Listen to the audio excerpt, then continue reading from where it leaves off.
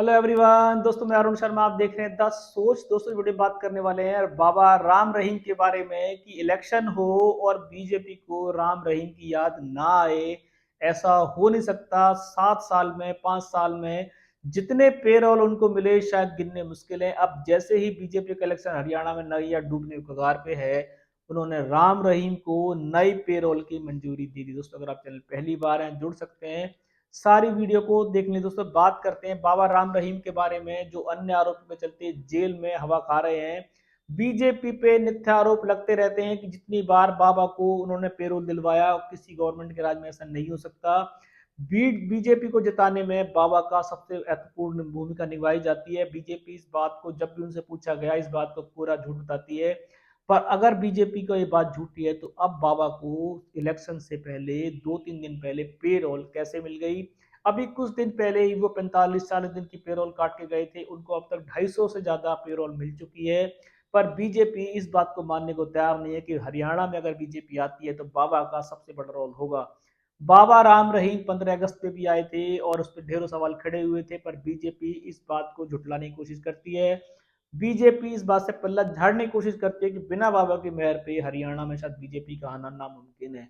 अब बाबा को फिर एक पेरोल का बहाना मिल चुका है। अब देखते हैं कि बाबा हरियाणा में इस बार किसान आंदोलन को और पहलवानों की जो नाराजगी है, क्या बाबा के वोटरों से बीजेपी दोबारा से हरियाणा में तीसरी बार सरकार बनाने में कामयाब होगी? बाबा पे बीजेपी की मेहर बताई जा रही है और बाबा ने अपने वोटरों से शायद फिर एक आग्रह कर दिया है कि हरियाणा में बीजेपी को लाना है। अब देखते हैं कि बाबा जेल से बाहर आकर पेरोल के बहाने कितनी बीजेपी की समस्या का समाधान कर पाएंगे।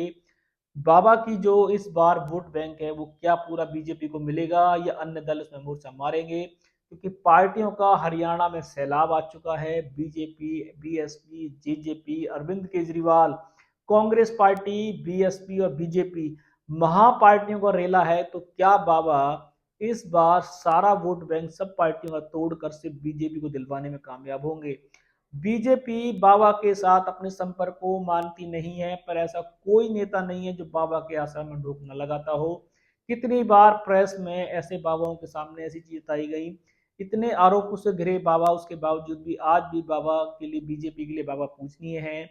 बाबा को जब भी पेरोल, चाहे दर्द के बहाने, पेट दर्द के बहाने, दांत दर्द के बहाने, बाबा को जब बाहर आना होता है, सिर्फ बीजेपी को एक इशारा चाहिए होता है, बीजेपी बाबा के लिए मेहरबान हो जाती है।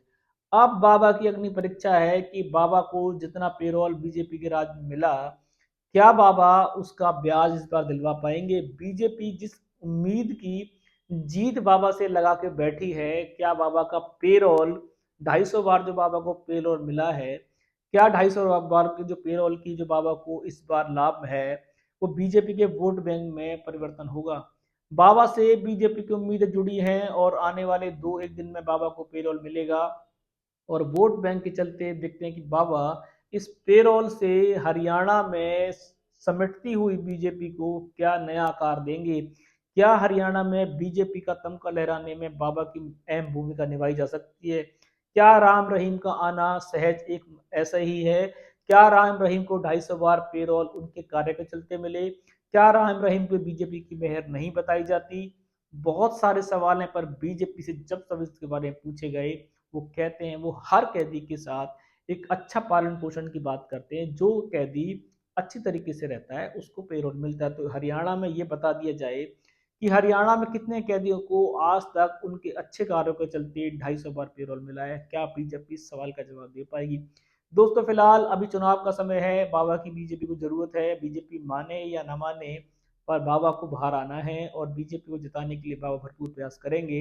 पर जिस तरीके से हरियाणा में सैलाब फूटा हुआ है चुनाव वोटर को लेके, इतने सारे वोट बैंक बचे हुए हैं और इतनी सारी पार्टियां अपने अपने अस्तित्व को बचाने के लिए मैदान में हैं, तो बाबा क्या बीजेपी की नैया को पार लगाएंगे? इस रुझान पे सटीक विश्लेषणों का समय से पहले बताएंगे। अगर चैनल पहली बार है, जुड़ सकते हैं सारी वीडियो को देखने के लिए। दोस्तों मैं अरुण शर्मा मिलूंगा नई सोच के साथ। अपना ध्यान रखें।